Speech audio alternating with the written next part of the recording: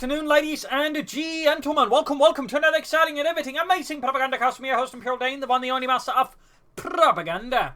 The only sanctioned source of community entertainment. Off here to a 1 vs 1 on Faymonville Approach in the north. It is Havoc. Fighting for the Wehrmacht, Germany, Deutschland. Taking on the role here of the 116th Panzerdivision, Winhund versus South. It is Forest, fighting for America, freedom, democracy. The 3rd Armored here with heavy cavalry, which opens up for rifle and defensive structures, off-map smoke barrages, Rangers, combined arms, and of course the M26 Pershing heavy tank. Don't leave your home without it, if you're American, that is, and can afford it. And Gunlead's MD42 start there for Havoc, with his no doctrine shows there, though the fact he's not going straight for Ostrom indicates a likely German infantry, because no one in the right mind would go for Jaeger army in a 1 vs 1. In the right mind, that is. Double route squad there for 4S. Leeson's moving up. You got a bit of aggressive pushing here for Forest. Quickly alternate access to the building there by wiring off the entrance. The cheeky blighter. Leeson's down to 5 from the MD42, delivering a righteous sermon of German let. Then the general direction flop with Grenadiers pushing in there. Havoc there pushing more focus towards the southern fuel point, with of course Forest going more aggressively, using his ramps to lay down sandbags here, hurling down the sandbags in a ordered and neat fashion. More Grenadiers on the way there for Havoc, with the second round squad they're saying Salford's here for Forest, considering go for another one, or may of course try to go for some really fast tech here with the platoon command post or the company command post. Though less likely, it does happen. It does happen, and it's starting to look like this is exactly what Forest is planning at. The cheeky bastard. Rifleman northwards there. In the south, they got Rifleman in there. Pioneers standing about the MD42 moving in as well. There we got Rifleman at the M1 go around, singing out a dirge of death. There's the Pioneers. Hold the line until the MD42 can host them down there. Go. This opens up for the Pioneers and rushing down the Rifleman up close. If they can get there in time, they can also prevent the Rifleman being unsuppressed, since some weapons with enough rapid fire can sort of, even if they don't have suppression, if the unit is suppressed, they can sort of keep it suppressed. And Pioneers are one of those units. So there are some synergies there between your Pioneers and the MD42 there. They're not necessarily considered a lot, but in that sense they can sort of work nicely together. Grenadiers on the hand don't really have that ability. Sandbags down here by the southern victory point digging in. We got another Pioneer squad. Interesting opening there for Havoc. Typically it's triple Grenadiers, MD42, or double Grenadiers, double MD42. It's rarely double Grenadiers, MD42, double Pioneers. That's exactly what we're seeing here from Havoc. An interesting opening there. Versus the fast attempt here for Forest. Of course means you can also go for very fast 50 caliber, or 50 cal, or Madus, to give Havoc's infantry a bit of a harder time. Of course, we're also planning fast take, though he can't really do much with it, so I imagine it's a fast 50 caliber he is planning. Oh, as I'm not entirely sure what Forest's plan here is.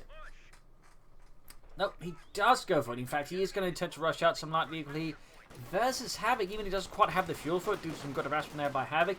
Definitely not what you'd expect in this situation here from Forest, but obviously, oh, he is also going for the 50 caliber effects. Okay, yeah, he's going for the 50 caliber first after the tech. They probably should have done the other way around, in my opinion, but that was obviously just me. Got the cop on there again, slightly delaying there and denying Forest resources. Go there, and usually always something you want to place the Wehrmacht. Disrupting your opponent's resource course can usually give you that slight extra edge to sort of get ahead faster tier 3 and push for that support core edge, which again is absolutely critical to the Wehrmacht. Grenadiers retreating here, going for the car on there. Up north, got the northern point being secured with the Pioneer. Got the southern point secured there before zooming about. Got the cut-off point here, very good. Reinforcing, tech almost done there for Havoc. And we got the 50 cover there, slowly being done there for Forest. MD42 the way to deal with those. There we go. They are making a run for the cover. The Pioneers can quickly also deal with them. There we go. We got volley fire, of course. That only makes them easier to hit, which means easier for the Pioneers and the MD42 to deal with them. It's a bit of an awkward call there by Forest, and one that could prove to be terminal for the reessence and the continued existence. In this case, the one man lives, one man runs. But oh boy, is he going to have some serious need for therapy afterwards. M20 there for Forest. Again, that fast vehicular push here versus the Krauts. Panzer Grenadier squad running here for Havoc and the 116th Panzer Division. MD43 positioning behind the heavy cover for the fuel. Up north there, not a lot of action between Forest and Havoc. Though again, we got the one Pioneer squad sitting about there. Again, very interesting opening there from Havoc. basically just focusing on getting out another unit that could just help him grab territory, but with less requirement for actually having combat experience. You can just get it out there, but tech faster, I suppose. Very interesting there. Not, again, typical Wehrmacht build at all. Though, of course, at the same time, it's not completely Art Nouveau either. We're not heading into the surreal in terms of Wehrmacht build orders, but it's just, sufficiently different to actually just go, huh. Rather than being heavily combat info at the same time, the lady squad's pressed by the 50 cal there. Now they can see each other. The only difference is the Germans got a wall of sandbags to hide behind. The 50 cal crew has a dead cow to hide behind. Guess who's having more fun? Hint, it's the Germans. Because they're using superior technology, and they're not stuck behind a dead cow. M20 moving in, they're going straight for the M20 there. MD42. Sadly, we had the insane outfit trying to maybe time them with enough, of course, warning there, but in this case didn't happen, got pushed off there. At the same time, the M20 did suffer a smoke or panzerfaust there, damaging it. 5th cab there, dodging the rifle grenade there from the Grenadiers, and all the fuel being lost again. We got away some sneaking about there. And we got the M's to the pride support there for Fordes' infantry. Provide healing, first aid. Troops are reinforcing. 5th cab moving head up north here. We got listeners of the Pioneers. Need to get some fuel back here before Havoc basically races ahead of him. That could definitely be a problem. We got a trooper out here for Havoc. A response to the M20 utility car. You like to punch a Spähwagen. Grenadiers they're reinforcing. Pioneers they got a medic bunker up as well. Very good. And there you go. 2-2. You like to punch a Spähwagen. Was initially the main armoured car of the German army as the war progressed. It turned out it had several flaws, including it was not very good off-road, so it found itself replaced by the 234 heavy armoured car and the 250 half-track -C, which was eventually become the main armoured car, so the lighter kind, basically also stopping production of the regular 250 half-track to simply fully work on that. Little fun fact there. Anyway, it's got 2 versus rifle squad. Autocannon correction machine gun there, blasting away. Sandbags are holding. On the southeast, Pioneers engaged for the I was trying to be smart there, but just failed. Anyways, the M20 there, pushing them back there. Rifle squad are being handled by the 222. 5th cab there's the Grenadiers, quickly hose them down with heavy American lead. Back here we got another 5th cab on the way there for Forest. That's going to be quite a few 5th cabers. Also decent as the 2-2, of course, we can catch with our piercing rounds. It's going to make it harder here for Havoc to use his infantry freely versus the Crap Menace. Havoc has yet to use his doctrine. There you go. Nice work here flanking the 5th caber. Though he may still get the... he decides to bugger out of there, which is probably the right approach there by Forest. Pioneers still being engaged for the M20 utility car. Getting a kill there. We got the pack putting away there for Havoc. He punts out the Kanone 40. Northern field being claimed as well there by Fordes. Pioneers handled over the 50 cal and the M20. Very good there. Back here, reinforcing healing for Fordes. No sign of weapon racks or grenades. Almost got the northern field as well. He's going to have a brief while at least double. Oh, got the Pioneers. Bit of a loss there to Havoc and the German army as the Pioneers were caught in a sudden conflagration centered on themselves. Pioneers moving ahead here. Back there. Pack 40 is right about down there for Havoc and the German army. 5th cavalry then one side of the building. Right next to them before we've got the 2-2 the Pioneers. We've got Grenadiers as well. They're all hammering away. And Rifle flying through the skies, right through the window and causing incredible harm there to 5th cavalry crew. And we're going to see a wipe down the 5th cavalry. Will not be able to escape in time there. Other 5th cavalry is going to make it harder for Morty Havoc to get it. But at the same time, he can just pop right around the corner and do it. So, bit of an awkward development there for Fordes. Probably shouldn't have popped that 5th cavalry in that state it was in the current consideration, but he did, and he got punished here. And now he's short 150 cavalry, whereas the Germans now have 2 machine guns, 1 German and 1 American. Troops there good to go. And we got a Rangers out here for Fordes. That's going to be a bit more of a challenge here for Havoc, particularly gets Thompsons on them. They can lay down some deadly fire versus German infantry. Ooh, M20 done as well there. Double whammy there in 4S. Losses like the Eco and his 5th cavalry in a short amount of time there. I mean, he did get a flamethrower Pioneer squad, but that's not quite going to make out for it. And his Ralph squad, they're reinforcing range moving out there. Munitions going for other things, so he can't quite equip them with Thompsons right away. That probably should be a priority at this point. Flanking here, the MG42 and the Grenadiers could work. Back in Havoc's base. Nothing of tech there yet. MD42 gun is routed. Note, of course, now Fortress is actually both fuel points you can consider taking up soonish. Of course, so could Havoc. The only difference is Havoc still, after the tech needs to build this apartment core, whereas more Fortress then has everything under control. Then they can just focus on getting out a tank here versus his opponent. He could, of course, try and stall for the Pershing, but right now, I would not call that particularly advisable. Give his opponent too much time to get back. There you go. Grenade here, the pineapple grenade. Supposedly designed to be easy to grip. You know, toss about, basically. If I remember it correctly from it, not a lot of on it. Note that the Germans actually had a similar grenade to the pineapple grenade. It was known as the Eierhandgranate or egg-hand grenade. Though, of course, a lot less iconic and a lot more dull. But it did exist. But obviously it's not the Stielhandgranate, which of course had much better throwing range. Of course, could of course be picked up but then tossed back. But, you know, it did have its advantage in its own way. Another 50 cal there for Fortress. He's certainly a big fan of those 50 cals, and there's certainly nothing wrong in that. Unless I'm sure you're on the receiving end, in which case you may not quite be in agreement of that assessment. Take there for Havoc. Very good. There Fortress, meanwhile, yet to take up. Havoc was trying to play to one of the Wehrmacht's few advantages, which is they can reasonably well push out a support core with a bit of goodwill, at which point they can give their opponents a bit of a hard time with, say, a fast Flak Panzer or Panzer IV, or Stu, depending on the circumstances. We'll have, of course, to see what Fortress does next, but he probably should consider taking up soon here versus Havoc. Also worth noting, he's been under such much pressure, he hasn't actually been able to use much of his doctrine laws, like we haven't seen, for example, much beside that one set of sandbags. No mines, for example, have appeared here. Popping a grenade here again on the Panzer. What was clearly happening there is hoping to bait his opponent into retreating into the grenade, getting a wipe there, but Havoc either wasn't paying attention, or Havoc had seen through his runes, or just didn't care. Either way, Fortress' little sneaky grenade attempted retreat wipe there did not pan out. 5th cal heading northwards, going the northern victory point there. We got 490. Tech also having there for Fortress, very good. We got the support core going as well for Havoc. Still, Fortress should be able to get a Sherman here a bit faster than Havoc. The question is if he actually will have the timing to do so. But like in terms of resources, he should have a chance of getting up the Sherman faster than his opponent.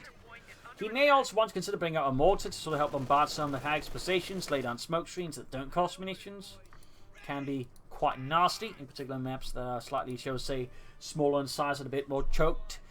Mortars can be quite effective in particular there, so I mean one thing to Fortress to consider would be a mortar. Major right about down there for Fortress. And then the Sherman is not going to be far off there, I imagine. Of course, there's always room for surprises.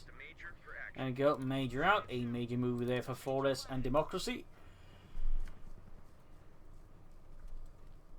Rangers moving ahead there with the Thompsons.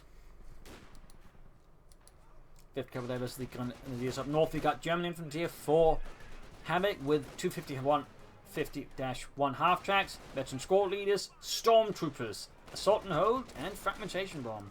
Well, of course, up to how much use he makes of the docks. I mean, generally, just the veteran squad leader upgrading the Grenadiers is pretty good, make no mistake.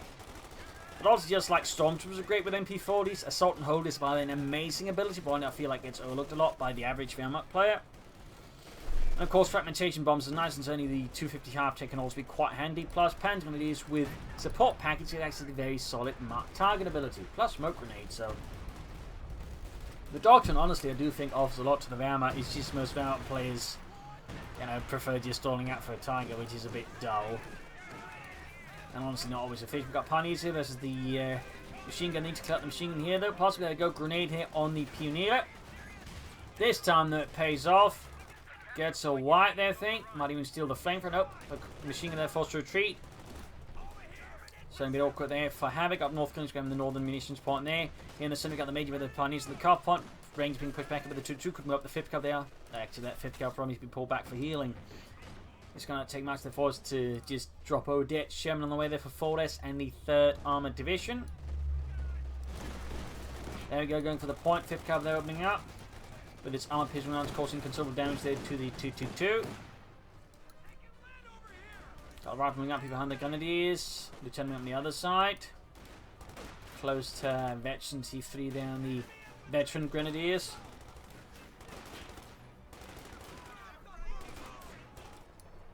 Troops reinforcing healing. Sherman almost done there for 4S.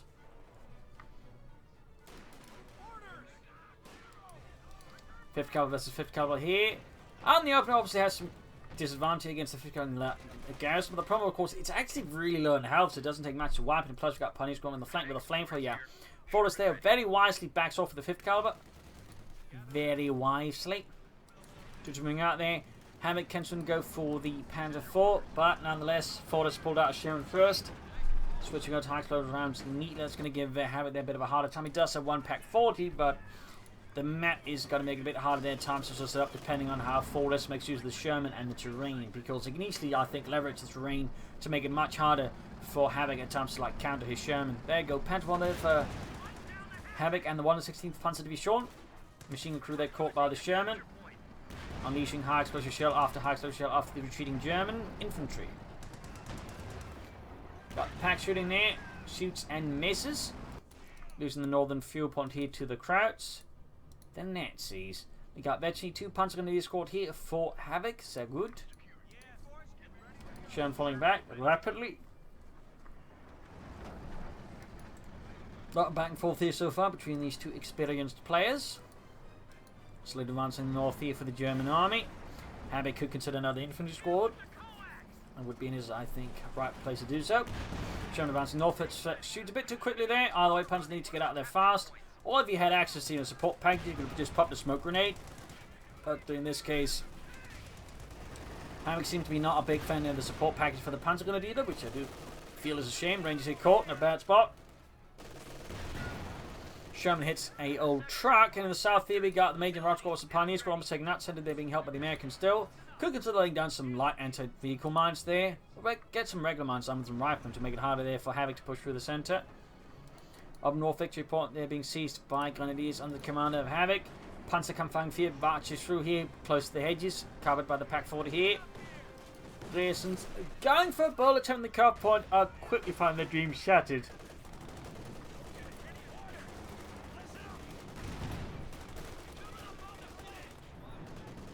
Panther 4 with the Pinamar machine on the way, they're very good. Upgrade the Lieutenant also falling back, grabbing the far western point. We actually get mines here from 4S, not a bad spot at all. Major grabbing the point here, 50 cover in the center being absent, and the point is being seized. And we got a weapon racks here for 4S, not bad at all. I'd still recommend at some point a mortar here, could be a good investment. That or going for the Captain for the Pack Howitzer, but mortars would, you know, just be a slightly overall cheap investment. And a bit faster, so, you know.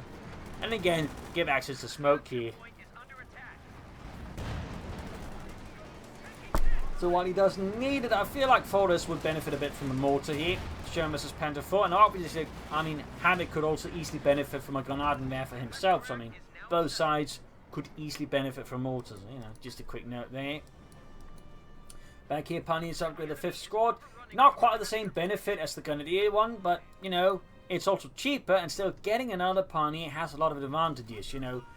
The 5th man means the 2 units harder to kill and just to wipe in one go, does more damage. And also, it means to repair stuff faster and build faster. So there's actually a lot of advantages just to getting like a 5th man in your Pioneers.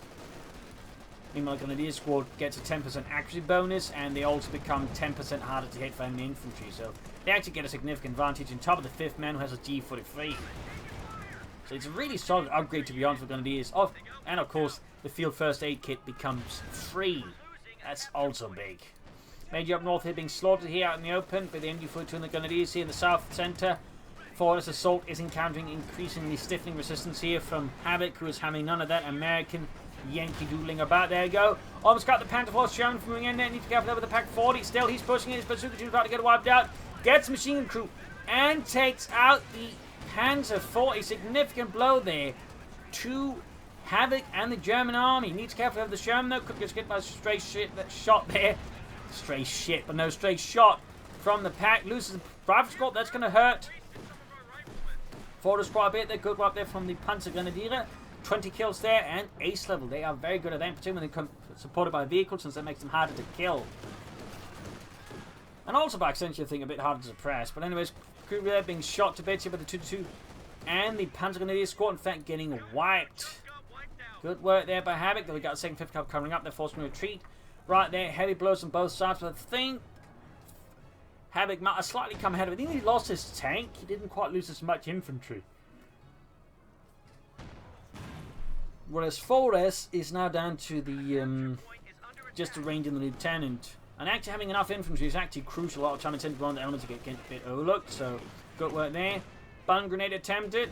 Again, had he had the mark, the support pack, you just popped a smoke grenade, which also helped his 2-2 perhaps escape if the situation was a bit more dire. North here, going to defend this northern fuel plant, keeping out of American hands as 4S and his lieutenants trying to get closer. Rangers again from northern flank, not a bad move at all. And there you go, right from the off lieutenant, who quickly and swiftly dodges it. Except for Corporal Dewey there, who is already dead, which makes dodging any munitions quite difficult. Second Sherman out, and of course, let's just give 4S, I think, a significant armoured advantage versus opponent. Also allows them, I think, to begin considering maybe pushing for a Pershing. But of course, I have to see how Havoc handles a opponent with 2 Shermans. First Panzer IV done there. He may want to consider Stug actually, but depending on the situation, he can still work it out here. Versus Havoc. Well, they're shattered. There we go. Panzerkampfwagen 4 mobilized here for Havoc. And the 1 and 16th Panzerdivision formed up from elements of the shattered 16th Panzergrenadiers and a Panzerersatz- und Ausbildungsabteilung stationed in, I think, Brittany or Bretagne, I can't quite remember it, but somewhere in western France. Little fun fact there.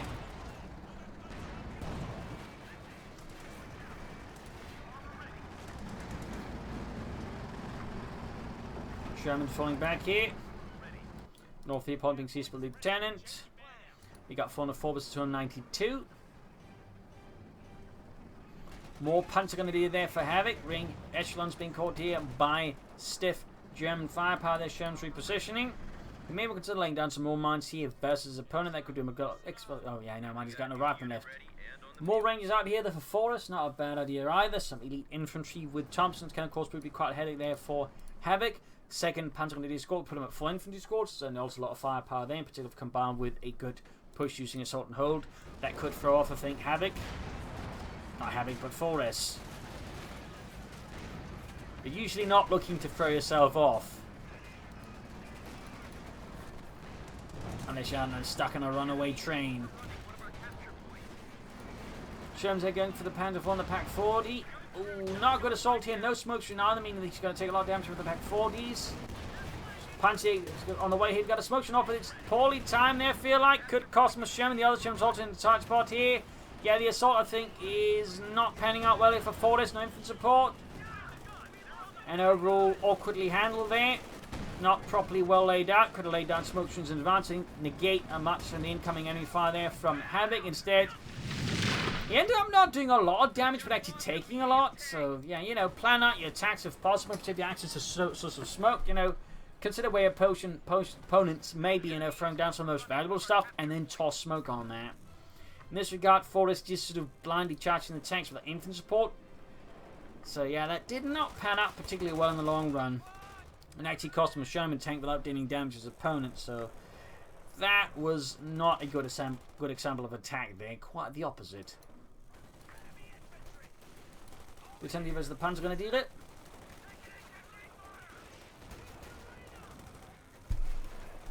Ace there versus almost ace, not quite. Rings flanking up here by the Panzerjägers.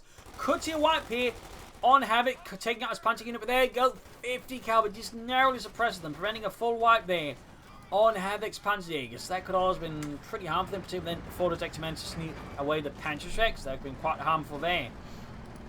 Other 50 other cleared out. That's going to be a third one there for Havoc. Yikes, that is definitely not a great look there for 4S. I mean, he still has most of the map, but he's not quite there in terms of victory points versus opponent, but he does have others, most of the map. So it's not all bad here for 4S, but there's definitely been a few slip-ups there, which are very much so providing a helping hand there, I think, for Havoc. Still no bad support squads there for other units there. Bit of a shame, bit of a shame. Again, it may not offer the same strong benefits as say the veteran scalded upgrade for the Grenadiers, but still, the mark target ability is really good in the right places, and of course the smoke grenade is always handy. Pushing ahead here with the Rangers going for a grenade in the Pack 40, moving in from one side. Almost got it, but not quite enough. He's shown us the Panther 4. Rangers about to get wiped out. Ooh. Feels like 4S might be feeling a bit stressed out here, and he's starting to commit to a lot of more questionable assaults,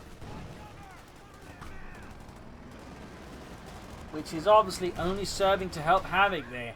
Sherman down as well. Oh no. This is starting to look pretty bleak there for 4S. As the second armor loss there, which really did happen, I think, for like no good reason. It could have been avoided. But definitely feeling 4S here might be just a tad tilted versus Havoc, which of course is great for Havoc. Of course, it causes 4S to make a lot more, well, ill-advised calls and, you know, commits to poor judgment, which obviously makes it a lot easier for Havoc to just, you know, deal with 4S's forces. Obviously, like with Cub, because he's still got a lot of map there, but if he just, you know, gets 4S to throw away a lot of his units, it becomes a lot easier to, like, mount a combat. But now he has a lot of infantry, plus he's got the Pioneers, and of course, with all 5 man there, of course, again, just harder for 4S to just land a wipe on with the Sherman, or, you know, a artillery piece or a good grenade. 4S they're going for Jackson tanks, so it's going to be helpful as the Panther 4, but versus all the infantry that Havoc possesses and the 50 calibers, the Jackson tank destroyer is going to fall a bit short.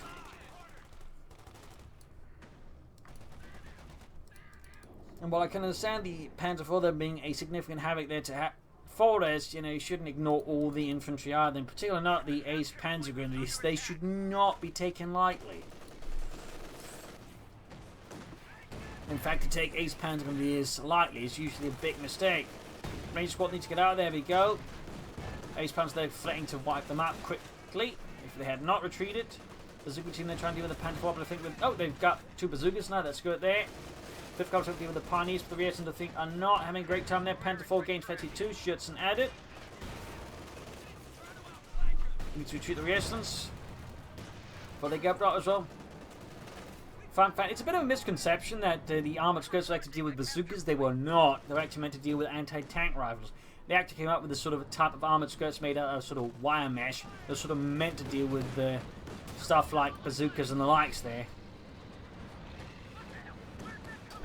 which would sort of be on later Panther 4 Model J's actually. Little fun fact there. Little fun fact there. In fact, the Soviets would apply something similar to their own T-34 sort of very late by 1940-45. Which sort of looked like, apparently, you know, mattress frames there, but apparently they were purpose-made for the, you know, job they're protecting the tanks versus Panzerfaust and the like. So, again, the whole fun fact there. Machine gun there proving to be quite a sort of nice anchor here for Havoc by the centre, making it hard there for 4S to push through. He needs to flank and out maneuver, but he's kind of lacking the force to like pull off a good maneuver with that. And again, this is otherwise where a mortar would be great, because a mortar in these situations can be very good force multiplier, and that's really what I think 4S sort of is lacking. Again, I feel like just a mortar would have been a great investment for him, and again, similarly, would have been a great investment for Havoc.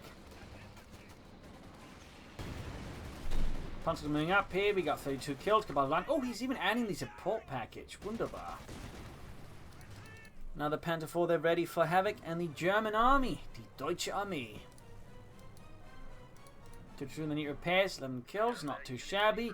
More Rangers out there for 4S. He clearly has faith in his Rangers, which is nice to see. Northern field being grabbed by the veteran squad leader Grenadiers here.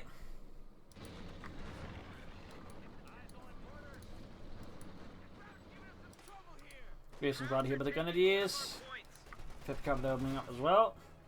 Plus we got a few Panzerjägers there with their Panzerschrecks. Ranger being suppressed here. Sadly, we've only really seen the veteran squad. We haven't seen half-tracks, we haven't seen the stormtroopers, nor Assault and Hold or Fragmentation Bomb. Bit of a shame, I would say, for Havoc, as again, I feel like of all of the doctrines, actually overall pretty solid. Again, he may not have Tiger tanks, but like overall, a lot of the ability now to use them are quite solid. Oh, their 5th cover there wiped out. Havoc, by the way, drawing the line and saying he's just destroying because he doesn't need another machine gun. Smoking even Forest, a bit late there to be honest to the party, a bit late. Jackson getting the Panther Force, need to be careful. They could easily try and run it down here, which of course would be pretty awkward there for Forest pretty swiftly. There's a good team moving out, they're pushing back the Panther 4. Rangers trying to push through the smoker to get past it, but there's an ace end's going to be the squad wetting it down. Then in fact you could use mark target here, and that would definitely seal the deal on the Panther on the Rangers. Looks like he doesn't need it. 10 shot here in the Panthers, they're just murdering away the 2-2 Johnny in the fun. The 12 kills, and we got here 32 kills. Good Lord, Forrest just got mauled badly as if they just stuck his head into Bear's den. So there you go, GG, game over, loss here for Forrest, a victory for Havoc and the German army. Some good display there of good old-fashioned German discipline there from Havoc, holding the line in the face of dire odds and waiting for his opponent to make a mistake and then punching. He could have maneuvered a bit more. Again, I feel like I'm also in a great pick there. Forrest, I feel like again played quite well so early mid game, but then sort of made some mistakes. So that pushed the double Shermans without any sort of proper support there. And proper execution, I think, was quite costly. And at that point, it just sort of went sour there for Forrest. He was probably just thinking he could push in, then win the fight, and then when it didn't happen, he kind of got tilted. And at that point, it just was a downward spiral, which he couldn't really recover from. Was just Havoc patiently waited out there for Forrest just to get more mistakes and just punish him for them. So there you go. Hope you enjoyed this match. Hope you learned something from it. If you did, subscribe, like, share, comment on it. Tell friends, tell family, but don't tell your enemies. This is Imperial Lynching. Cheers. Thank you for watching. Hope you all tomorrow again for another episode